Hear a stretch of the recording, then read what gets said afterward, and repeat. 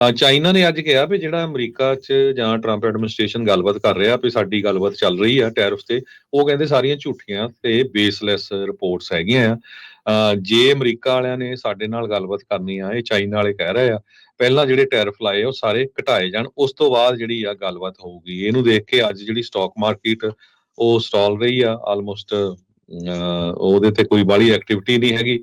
ਬਹੁਤ ਸਾਰੀਆਂ ਜੋ ਕੰਪਨੀਆਂ ਹੈਗੀਆਂ ਆ, ਉਹ ਜੋ ਕੁਝ ਚੱਲ ਰਿਹਾ ਆ, ਖਾਸ ਕਰਕੇ ਪੈਪਸੀਕੋ, ਮਰਕ, ਇਹਨਾਂ ਨੇ ਕਿਹਾ ਆ ਵੀ ਸਾਡੀ ਅਰਨਿੰਗਸ ਬਹੁਤ ਜ਼ਿਆਦਾ ਜਿਹੜੀਆਂ ਘੱਟ ਹੋਣਗੀਆਂ। ਅਮਰੀਕਨ 에ਅਰਲਾਈਨ ਨੇ ਵੀ ਇਹੀ ਫੋਰਕਾਸਟ ਕੀਤਾ ਆ।